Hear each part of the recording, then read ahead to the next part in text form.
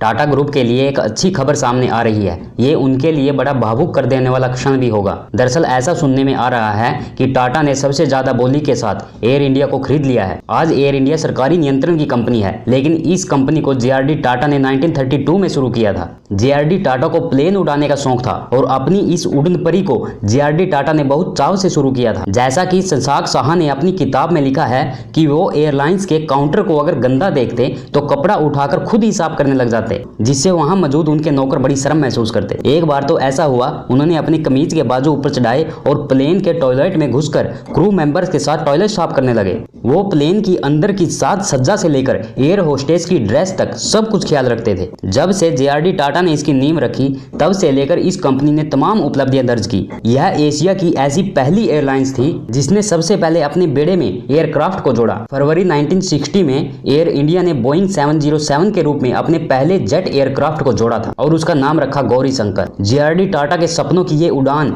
ऐसी थी कि उस समय में चीन समेत एशिया के सभी बड़ी शक्तियों के पास अपना कोई आधुनिक विमान नहीं था। तब हिंदुस्तान में उस वक्त अपने बेहतरीन एयरक्राफ्ट थे। 1955 में चीन के प्रधानमंत्री जाओ एल-9 को गुट निरपेक्ष आंदोलन के कॉन्फ्रेंस में हिस्सा लेने के लिए इंडोनेशिया जाना था। तब चीन के पास इतनी दूरी तक यात्रा करने के लिए अपना कोई आधुनिक विमान नहीं था। तब इंडियन एयरलाइंस के विमान में ही चीनी प्रधानमंत्री और उनकी टीम ने हांगकांग से बाडुंगा तक का सफर तय किया। जेआरडी टाटा इंडियन एविएशन के पितामह कहे जाते हैं। 1932 में उन्होंने टाटा एयरलाइंस की स्थापना की और उनकी पहली फ्लाइट कराची से बॉम्बे तक रही, जो आगे फिर चेन्नई तक गई। उस पहली फ्लाइट के पायलट थे नील वेसेंट, जो जेआरडी टाटा के दोस्त थे। शुरुआत में कराची, अहमदाबाद, बॉम्बे, बेलारी और मद्रास के बीच हवाई सेवा शुरू हुई और फिर बाद में त्रिवेंद्रम, दिल्ली, कोलंबो और लाहौर तक इसका विस्तार किया गया। सेकेंड वर्ल्ड वॉर के बाद इसे टाटा एयरलाइंस लिमिटेड कंपनी में बदल दिया गया। 1948 में टाटा ग्रुप ने एयर इंडिया इंटरनेशनल लिमिटेड के नाम से एक और कंपनी शुरू की और फिर 1953 में सभी भारतीय एयरलाइंस का राष्ट्रीयकरण कर दिया गया। घरेलू उड़ानों के लिए इंडियन एयरलाइंस कॉर्पोरेशन और इंटरनेशनल उड़ानों के लिए एयर इंडिया इंटरनेशनल कॉर्पोरेशन का गठन हुआ। 1962 में इसका नाम बदलकर एयर इंडिया कर दिया गया। 2007 में इंडियन एयरलाइंस का एयर इंडिया में विलय कर दिया गया। अब घाटे से परेशान सरकार एयर इंडिया को बेचने जा रही है। सुनने में आया है कि टाटा ग्रुप ही सबसे ज्यादा बोली के साथ इसे खरीदने जा रहा है। हालांकि सरकार की ओर से कोई बयान जारी नहीं किया गया है, लेकिन अगर टाटा ग्रुप इसे खरीदता है तो ये स्पेशली रतन टाटा के लिए एक भावुक कर देने वाला क्षण होगा, जो किसी भी बिजनेस डील से बढ़कर होगा। वो अपने महाराज को दोबारा खड़ा करेंगे और वो बहुत जल्द आसमान की ऊंचाइयों को छूता नजर आएगा। इस डील के बारे में आपकी क्या राय है? कमेंट बॉक्स में कमेंट करें और चैनल को भी सब्सक्राइब करें।